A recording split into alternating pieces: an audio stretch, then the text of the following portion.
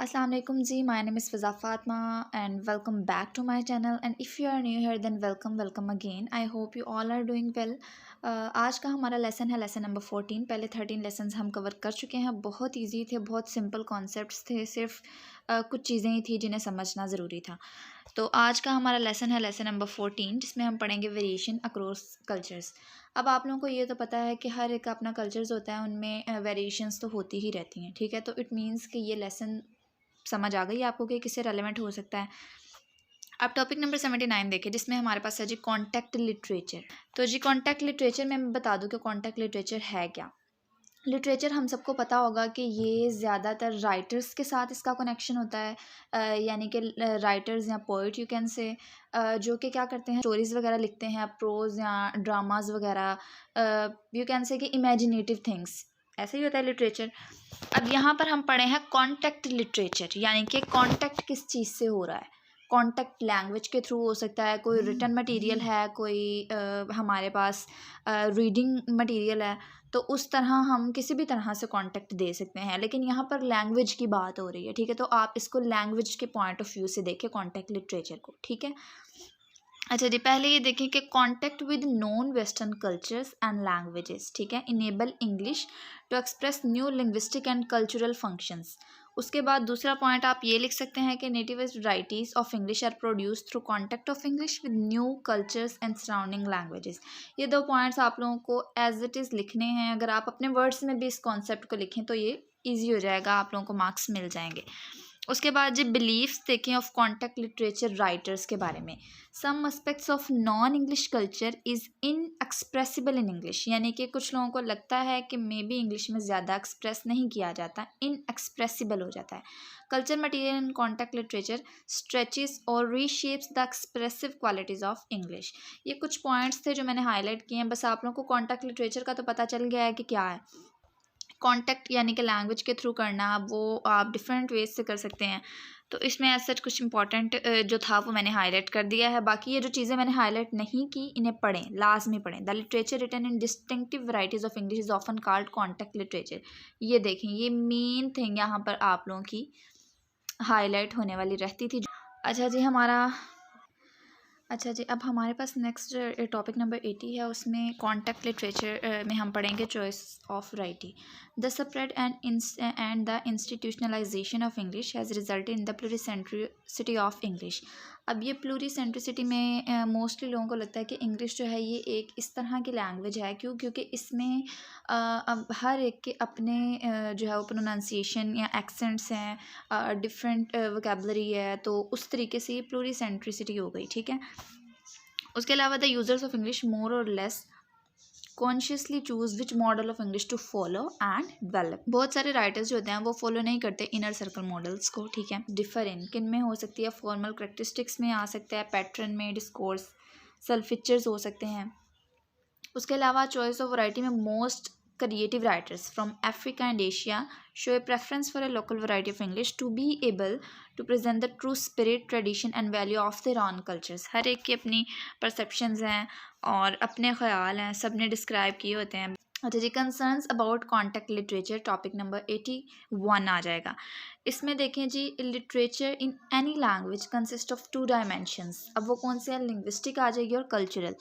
Linguistic में सेंटेक्स, lexicon and so fourth, और इससे भी आगे जो चीज़ें हो जाएं वो सब इसमें आ जाएंगी। और कल्चरल में क्या है, द पर्सनल और cultural content of a text including philosophies, attitudes, aesthetics, ये सब कुछ, ठीक है।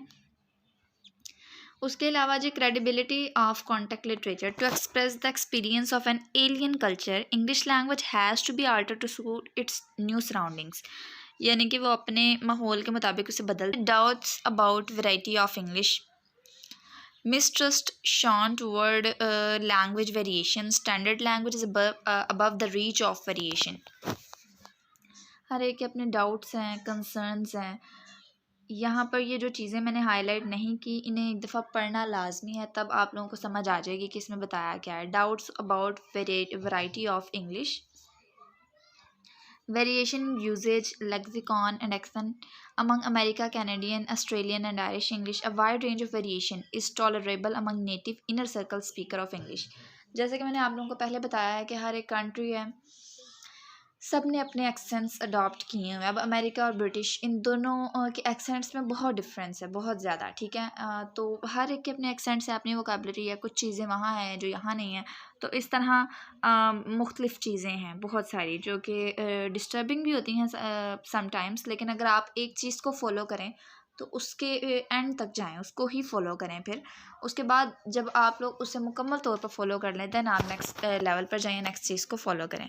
This perspective reveals two major points. American written English is also a product of language contact. The newer variety of written English can be studied with the same interest and respect as the established varieties such as Irish and American English. ये वाले important points हैं, इन्हें मैं highlight कर देती हूँ, याद करने वाले हैं, आप लोगों को पता होना चाहिए इनके बारे में। उसके बाद जी फीचर्स ऑफ कॉन्टेक्ट लिटरेचर आ जाता है। अच्छा जी, इसमें उन्होंने बताया कि एशिया और अफ्रीका में जो है वो इंग्लिश के फैलने से पहले फ़ॉरेन इन्फ्लुएंस आ चुका था, ठीक है, इंग्लिश के ऊपर। और अच्छा जी, यहाँ पर देखें ये पॉइंट्स मैंने हाईलाइट किए हैं कि foreign influence on English, a number of varieties of English emerged in post colonial scenario. These varieties undergo process of localization. The impact of local language and culture has been the main cause of language variation. Creativity में new culture features हैं, types of discourse, linguistic features हैं। English offer network of connection with these things, ठीक है, आप लोगों को ये पता होना चाहिए। Features of contact literature, a blend of two linguistic features, literary tradition, extension of linguistic categories. Example जो है इसे आप लोगों ने रीड करना है, ये भी इंटरेस्टिंग है। अब यहाँ पर देखिए language use by multilinguals process range of language with distinct grammar and function in their linguistic repertoire, ठीक है। अब यहाँ पर जो रेपर्टोयर है इसको हम मोस्टली कहते हैं किसी चीज़ की ज़्यादा रेंज होना, ठीक है। They can choose resources from this repertoire of language to present the complexity of the local situational context. उसके अलावा जी टेक्स्ट जो होते हैं are nativised by using multiple styles and strategies. The reader from a different culture context must actively participate to understand the text, ठीक है। उसके अलावा extending nature of nativization of text, attention to the reader is rewarded with improved understanding of context, characterization, innovations, ठीक है। अब यहाँ पर ये स्ट्रेटजीज देखें, टेक्स्ट नेटिवाइजेशन में यहाँ पर रिटोरिकल स्ट्रेटजीज आ जाएंगी। उसके अलावा फिगर ऑफ स्पीच आ जाएगी। Way use by writer to effectively, efficiently and coherently present their point of view on a topic, यानी कि हर एक अपने पॉइंट ऑफ व्यू के मुताबिक हर चीज़ें जो है वो डिस्क्राइब करता है। Method that allow writer to convey their thought most convincingly, ठीक है। इस सारे 84 पैराग्राफ में देखें जो है वो फिगर ऑफ स्पीच और ये ट्रांसक्रिएशन के बारे में आपको पता होना चाहिए। The process of adapting a message from one language to another by maintaining its intent, style, tone and context. उसके अलावा एज सच बाकी चीज़ें जो हैं वो एक दफ़ा सिर्फ पढ़ने के लिए इम्पॉर्टेंट है ताकि आप लोगों को क्विज़ का पता चल जाए। अगर लेक्चर अच्छा लगा है तो आप लोग इसे अपने फ्रेंड्स के साथ शेयर करें।